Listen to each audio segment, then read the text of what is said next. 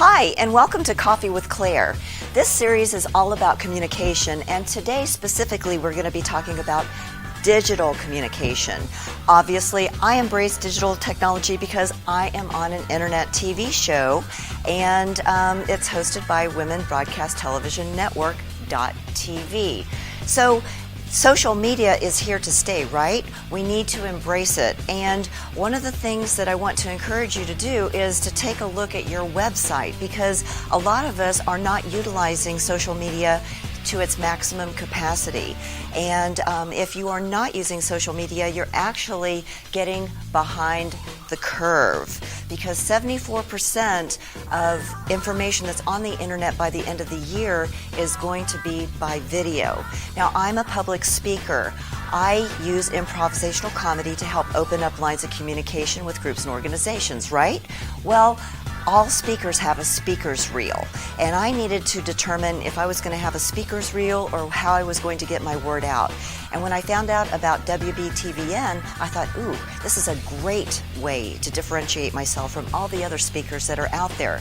And so my challenge for you this week is to think about, what is your differentiator? Do you have video on your website? If not, I encourage you to get some on there as soon as possible so you can keep up and ride the wave. On Coffee with Claire, we're always looking for entrepreneurs, people who give back to the community, and people who like to have fun. And today I am excited to have Cindy Baccus here with us. She is an author, a board member, a leadership coach, and most recently, the owner of Outta the Box Marketing, where she instructs business owners how to best utilize social media and digital marketing.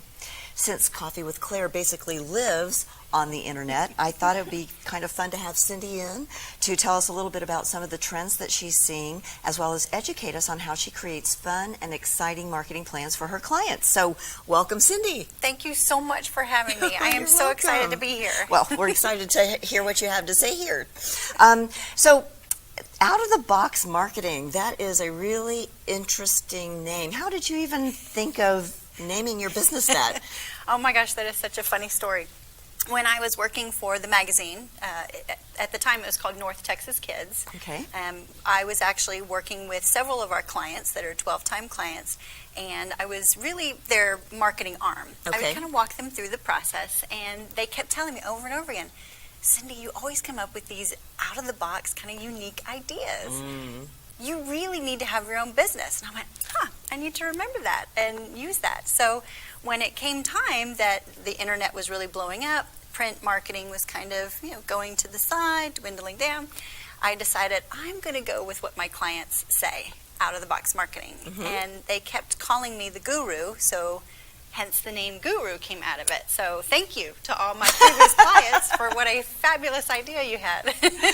And so Outta the Box Marketing is really thinking outside the box. Correct. Okay, and thinking of things maybe that other people either are thinking but haven't executed yet, or there are things that people haven't even thought of yet. Correct. Awesome. Correct. Well, that makes it pretty exciting then, because you're creating as you're marketing. Yes. And so have you always been in the marketing field, or is this something that's kind of invited you to join it? Well, that's a short story as well. Being a woman, as you know, sometimes our lives take different journeys. Oh, yeah. Based on family and what's happening in our lives. I actually graduated from UT with a retail merchandising and marketing degree. Okay. And so I went straight into retail and supervision. Love it. So much fun helping people and just being busy. But then I had my son. Mm-hmm. And so I went into the marketing area, and that's when I went to go work for the publication. Okay. And loved it. Absolutely loved it. So from there, as marketing kind of changed from your traditional marketing into more of an online digital world, I just dove in head first to learn exactly what was going on. You probably can't tell, but I dyed my hair, so it wasn't anything I was really thinking about, but I prefer scientifically enhanced. There you go. But that just kind of tells you how far back my marketing was before digital began. Well, gotcha. So you were back then in the clip art days. That's correct. That's correct. That's correct. Yeah. So I'm sure that through the years, you've seen a lot of changes, even like in the last 5 years, in regards to how we market our businesses and how individual brands and markets themselves too. Yes. So let's talk a little bit about how that has changed from 5 or 10 years ago to now. Well, I'll give you a few hints. Okay. Google, we all know the name Google. Right. They actually started their whole search company in 1999. Oh, wow. So it really has not been that far No. that has started. Within social media really started showing itself in 2005. Okay. So this being 2017, that's really not that long ago. Right. As our technology changes and is getting smaller and smaller and smaller, we are having to change the marketing and thinking of everybody being instantaneous. Mm-hmm. We want our answers and we want it now. And we want it on our mobile device. Correct. Which Correct. is like this big. Correct, and it's getting smaller and smaller. I mean, I remember the giant pads where people spend a lot of time on those. More and more searches are happening on our phones. Our phones are our lifeline. Absolutely. It's what we do with everything. How many people actually use that phone as their home phone number, their business number? Right. They always ask you, do you want a second number? Nope, this is it. That's This is all the I only one got. And so we're being, it's giving us the opportunity to communicate with people that we normally wouldn't be able to as well. Very true. Social media has really changed the way that we communicate. It's given us the ability to meet people, build relationships, find out information at the touch of a button, and really enjoy it. We've really gotten spoiled. We have gotten spoiled. When you think about how quickly you can access information, you can, if you need directions, just Correct. Google the place. If you don't know their address, you just Google the name of the place and the directions will pop up from their website. It's just Correct. amazing. Correct. And now with the voice activation. Right. I mean, my goodness, you don't even have to type. You could just say, find me this particular location, and bam, it's there. Exactly. Well, Cindy, what I really appreciate about you is that you talk in layman's terms. I mean, I know that there is a lot of technology and really strong, big words in there. So help us in layman's terms understand some of the things that are happening as far as the trends that are coming up. I know that you're an expert on Google, and so maybe you can give us some statistics about what's happening with Google, and maybe define some terms like bouncing and jumping, and what if that's the same thing or different. So.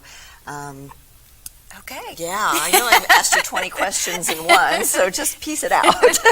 Okay, so let me start with saying that in 2014 is when Google actually said that the number of searches that are happening have surpassed the desktop numbers on all mobile applications. Oh, wow, 2014. 2014. Okay. And so that was within 10 countries. As of 2015, that was worldwide. Wow. Now there's over 1 billion searches. B with a B, billion. That are occurring worldwide on mobile platforms. If businesses' websites are not ready for mobile platforms, it's not going to function well. If it loads too slowly, people are ready to go to the next answer. We want that answer very quickly. So with that being said, Google has put together this huge group of people. LinkedIn is part of that, Twitter is part of that, Pinterest is part of that, WordPress.com is a part of that, plus a lot of other publications, media, and technology companies.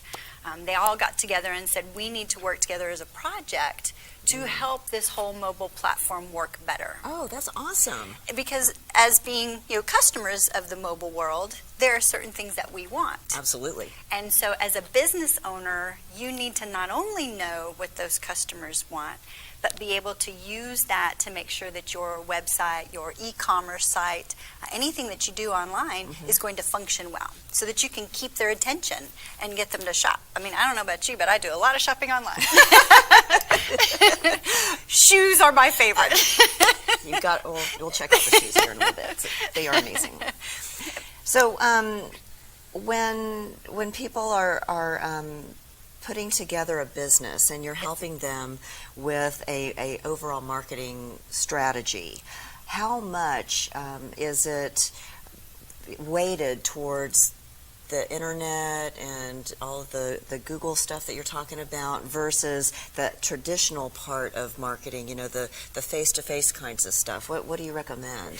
Each business and industry is different. And anytime I meet with somebody, I try to sit down with them and I ask a lot of questions. Okay. I probably make them think about things they've never thought of themselves. Well, that's great. That's why you want a second person, is to have that sounding board. Because I start asking them questions about who their target niche is. Who are you trying to reach? What is your return on investment? How much do your products cost? How much does it cost to actually get that person to buy? So I start taking them through that whole marketing flow, and that's where we come up with the division between traditional marketing and online digital marketing. Okay, traditional online, got it. And even on the digital part, there's your area PPC, which is pay-per-click campaigns, or SEM, search engine marketing, that actually cost a lot more than some of the other areas like social media marketing and website marketing. Traditional marketing can encompass news stations, radio stations, print marketing. It can also do networking, trade shows, events, which I love to do. I don't know, you're such an introvert. I don't imagine how you're going to handle being at a trade show. And I try to let my customers know that there's not just one area they should be concentrating on. That's great. It really is an overflow of everything, and making sure that it's cohesive. It all has to be interconnecting. You need to make sure your messaging on everything is correct. If you're running a campaign on social media, it should be everywhere. Everything should be connected. Sometimes they tell me, well, you know what, Cindy, I don't have enough money for everything. So then let's look at the big pieces. What is going to be the best for you with your budget based on who you want to target? And sometimes the target needs to be tweaked a little bit. Start with one target and then move to another target, and then another target, and then another target. Rather than trying to reach everybody. Yeah. A great example. I love the ladies who sell makeup and lipstick, because of course I love makeup. But you know what? If you sell anything, just contact Cindy, because she's going to buy it. Big shopper online. But when I ask them, who is your target, and they tell me, well, it's either all women or it's anybody with skin, I have to stop them for a moment and say, it's really not. Let's talk a little bit more about who is your target. Does it have to encompass a location? Do they have to like certain colors? Do they have to enjoy taking care of their skin? Going through that small process with them, it really makes them think about what they're doing, and it makes me excited. When I get that phone call, Claire, my clients call me and they say, Cindy, oh my gosh, I have failed all my classes. I am so excited. It's all because of what you do. Or oh my gosh, my LinkedIn profile has 10,000 connections. It's all because of you. I just get so excited. It's like, yay, they get it. The light bulbs have gone off.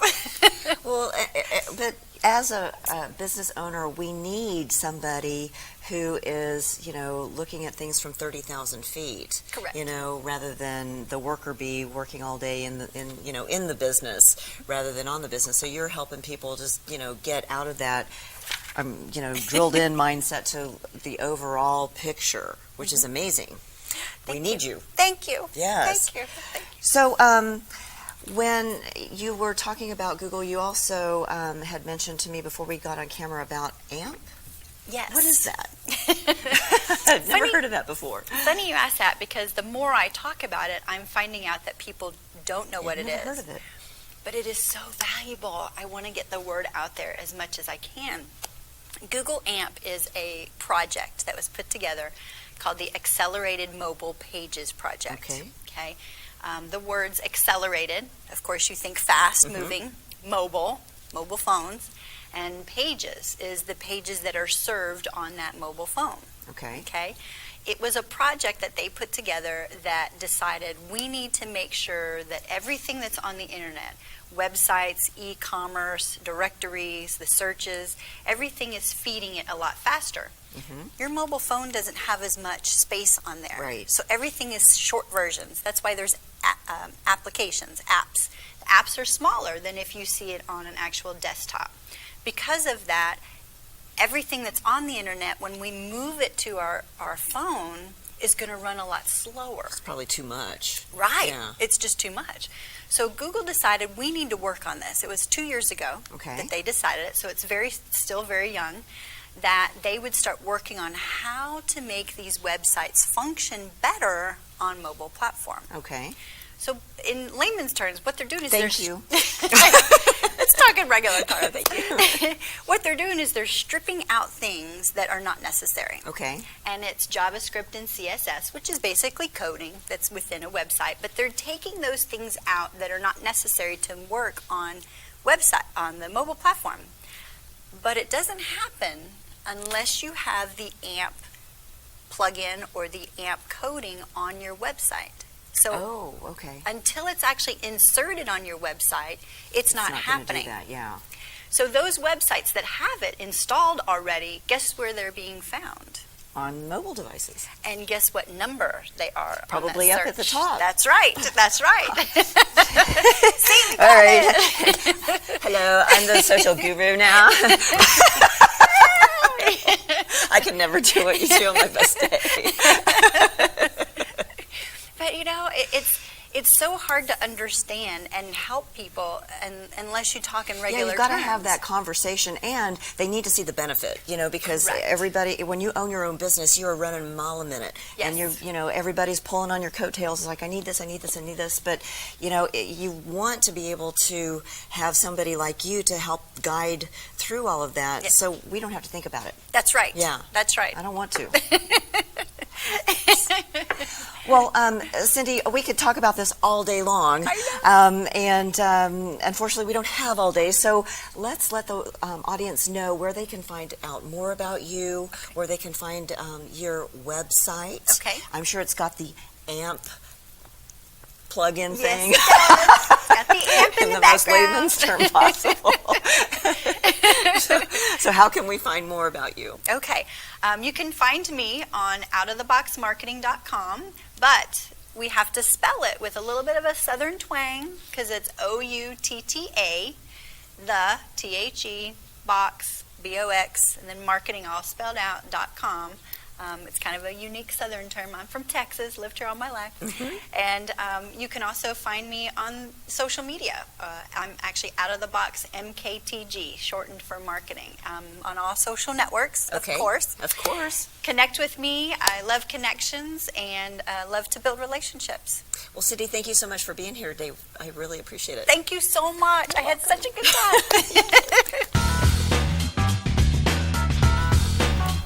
So today I have Ellen and Shelby here to play with Cindy and I in a game called Knife. And in this exercise, what we're going to do is we're going to tell a story that's never been told before using the letters of the word knife, which is in review KNIFE. And once we get to the E, then the next person will start over again with the letter K. And we're going to tell a story. So from the audience, I need to have a name of a name of a place that you've never been before. Blood Falls. A place in the Arctic. Okay. Nice. Are we ready? Yes. Okay. Kangaroos never inhabit the Arctic. With an F. Oh. Fun. Exciting. 'Cause